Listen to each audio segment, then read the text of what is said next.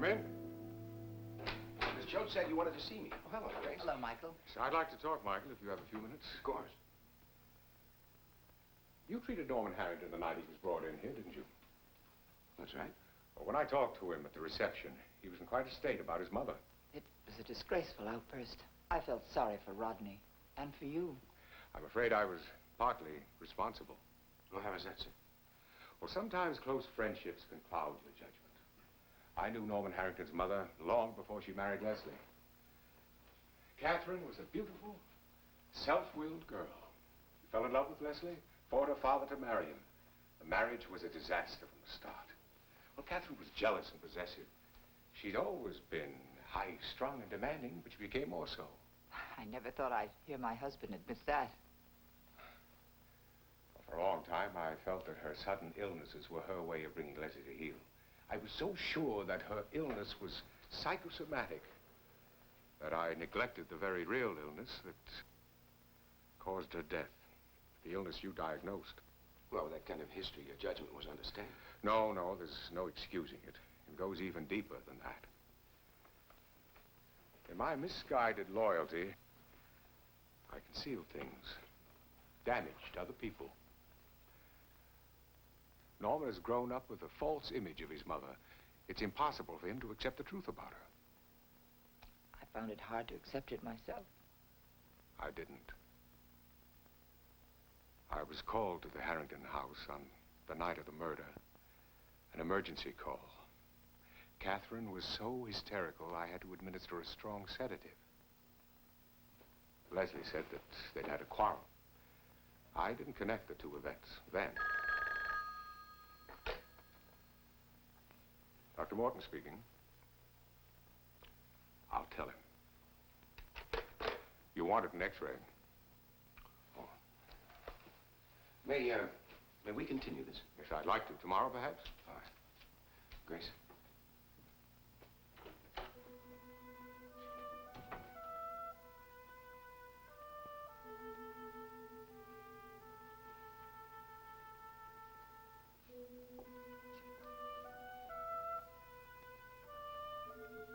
Well, what brought that on? I love you. After all these years? There was a time when I was terribly jealous of her. Catherine, whatever gave you such a wild idea? You were always at her beck and call. She was my patient. I tried to tell myself that. But when the doctor is a very attractive man, and the patient a young and beautiful woman, My dear. Bob, Norman will be all right, I'm sure. I wish I could be as sure as you are.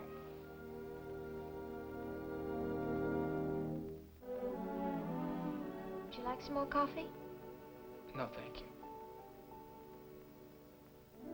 That was a wonderful dinner. Thank you. What do you call it, what we had? Spaghetti. Oh, well, it didn't taste like the usual stuff. I thought it might have a special name. Well, actually, it's a very special kind of spaghetti. Spaghetti du jour. I made it up as I went along. Creative approach. No, actually, I forgot the recipe. One of these days, I'll just have to sit down and memorize the entire cookbook. Big order. It's a necessary qualification. Only for housewives. Well, even if you're single, you have to eat. Maybe the answer is to marry a man who can afford a chef. Oh, no, that's much too old-fashioned. Hadn't heard. Terribly déclassé. I see. I think I'll be like the ladies in the magazines. I'll get the children off to school, whisk through the housework and the laundry and the marketing, and then I'll sit down and dash off 10 pages of my latest novel before my husband comes home to dinner. And if your husband calls at the last minute to say he is bringing home guests? Well, then, being a modern housewife, I'll simply defrost an extra pound of hamburger meat. And by the time the guests arrive, voila. Children are asleep, and I'm standing there in my elegant hostess gown, which I made myself, to accept their compliments on my pressed hamburger under glass.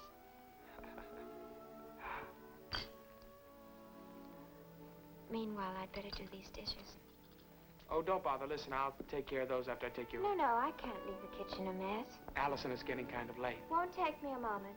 Oh, did I do all this myself? There's your modern housewife for you.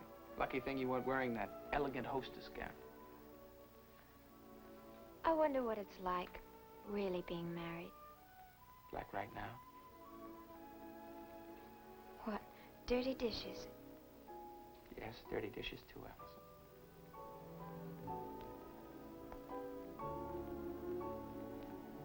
I think marriage is, well, it's not being alone. It's having somebody.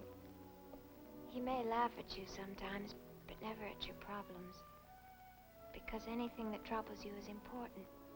Because it is you.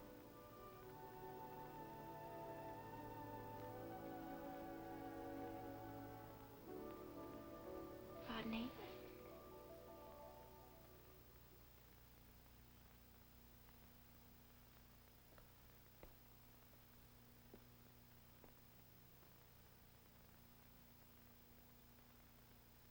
Allison.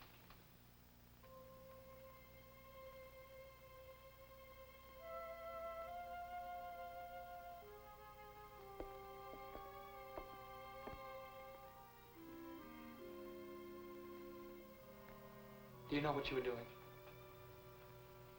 I was playing. That's not a good game, not for you, Allison.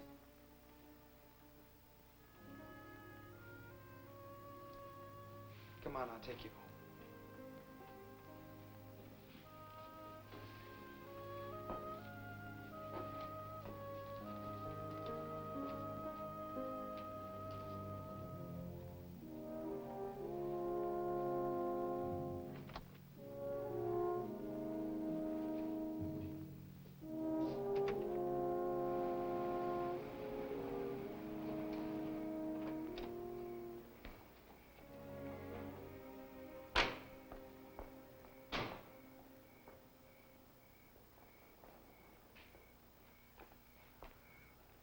Thanks for cooking dinner.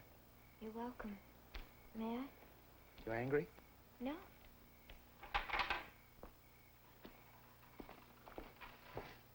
You remember when I put that up? Yes. It was for the birds who didn't fly south. The hardy ones. Stuck it out through the winter. Only maybe they weren't as hardy as they thought they were. Maybe for some of them it was their first real winter. But they survived it anyway, didn't they? Yes. What about the spring birds? Did they come back? No, the other day I saw one oriole and a whole family of robins. Well, it must be getting pretty crowded. Well, it's their home, too. Well, we can always open up another branch.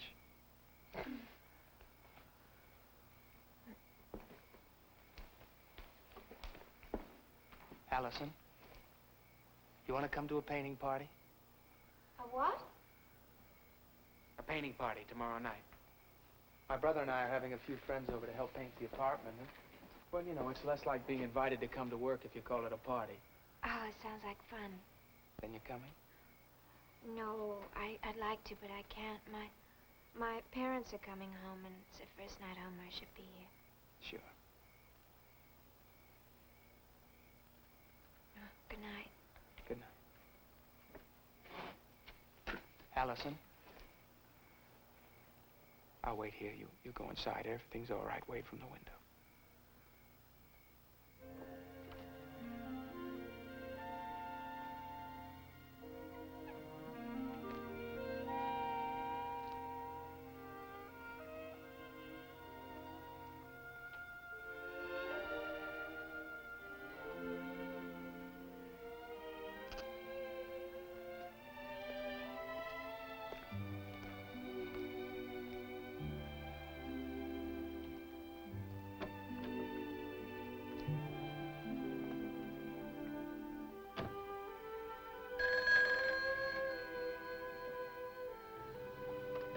Hello? Hello, dear. Did I wake you? No, I just got in. Oh, Is anything wrong? no, I just wondered how you were. I'm fine. Were you out to dinner? Mm-hmm. Did Uncle Matt take you to the inn? No, I wasn't with Uncle Matt. I was with Rodney. Oh, where did you go? We had spaghetti. That's nice. Well, dear, take care of yourself. We'll see you tomorrow. Yes, Mother.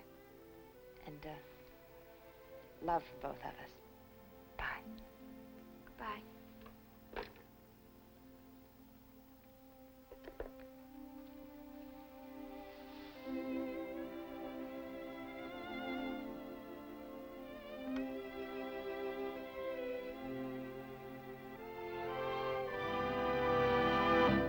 Preview from the continuing story of Peyton Place.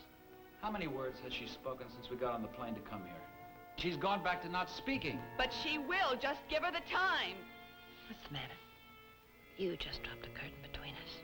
I was wondering about... About what? Not what. Who. Yeah, but you've got a better chance with a boy who's raised to be a gentleman. A chance to be another Betty Anderson.